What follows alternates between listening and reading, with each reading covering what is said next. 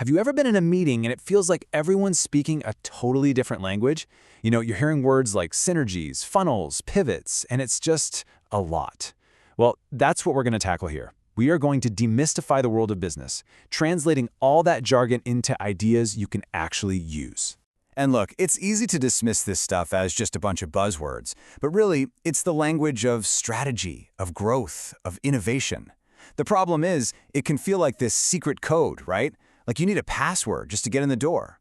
Our goal today is to give you that password. Because here's the thing. Once you understand these terms, they stop being walls and they start being tools. These are the very concepts people use to build amazing companies and even shape entire industries. So are you ready to get fluent? To make this all stick, we're not just going to read you a dictionary. That would be boring. Instead, we're going to tell a story. We're going to follow a fictional startup from just a tiny spark of an idea all the way to becoming a global success. And we'll learn the lingo at every step of its journey. All right, so every big company you've ever heard of had to start somewhere. For our startup, that first step is taking a brilliant idea and turning it into a concrete plan. This is where it all begins. So our founders, they don't just jump in and hope for the best. Nope. They start with a business plan. You can think of this as their roadmap.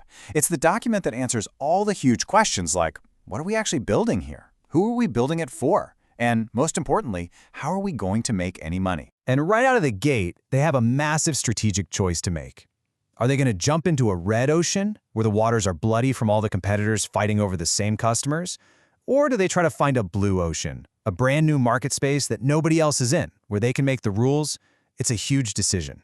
Now, they don't lock themselves away for 2 years to build the perfect, flawless product. Instead, they build an MVP, a minimum viable product. The whole idea here is speed. Let's get a basic, working version, just the core features, out into the world so real people can use it. That way, they can see if the idea even has legs before they pour tons more time and money into it. Okay, so our startup has a plan, and they've got a basic product. That's great. But ideas and prototypes don't exactly pay the bills. The next big chapter is all about finding the capital, the money to really get this thing off the ground. And this leaves them to another huge fork in the road. Do they bootstrap it? That means using their own savings, maybe some early revenue, to grow slowly while keeping 100% control of their company. Or do they go for venture capital? This is like adding rocket fuel, taking a huge check from investors in exchange for giving them a piece of the company or equity. If they do decide to look for outside money, they'll likely talk to a few different players. They might find a business angel, that's usually a single wealthy individual who believes in their vision, or they could pitch to a venture capital fund, which is a big firm that manages millions of dollars. There's also another path, an accelerator, which is kind of like a startup boot camp that provides some cash and a ton of mentorship for a slice of the company. All right, the money's in the bank, the lights are on. But a fantastic product sitting in an empty room is, well, it's just a hobby. Now comes the real test. Our startup has to go out and actually find customers. They don't just do this randomly. They build what's called a marketing funnel. It's a system. At the very top, the tofu, they just try to make people aware they exist. In the middle, the mofu, they focus on people who've shown some interest. And at the bottom, the bofu, it's all about closing the deal and turning those interested people into paying customers. Now, all that marketing, it costs money. And every dollar they spend gets tracked as their customer acquisition cost, or CAC. It's a super simple but critical number.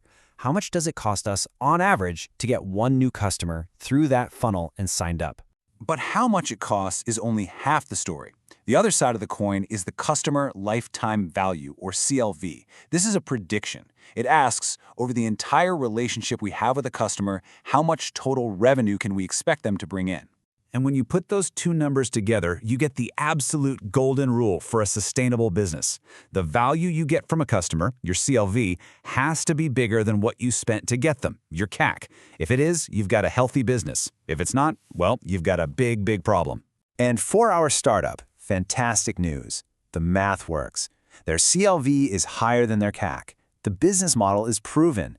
But they didn't do all this just to stay small. The next phase is all about growth. It's time to scale up.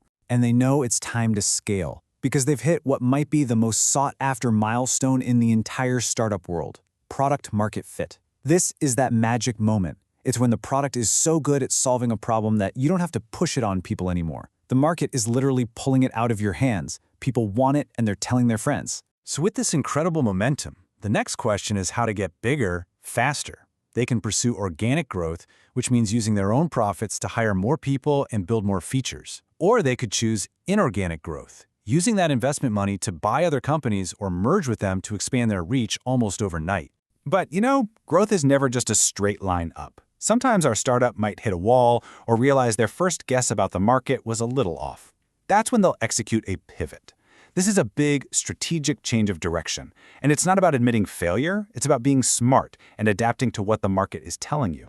Okay, let's fast forward. Years have passed. Our little startup has survived, it's grown, and now it's a successful, mature company. So what does the end of the story look like? What's the end game? We've basically followed them through the entire startup lifecycle.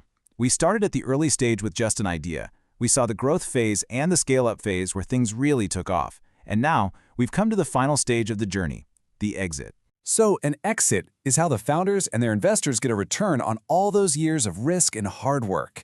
The most common ways this happens are through an acquisition where a bigger company buys them out, a merger where they join forces with another company, or an IPO, an initial public offering, which is when they go public on the stock market.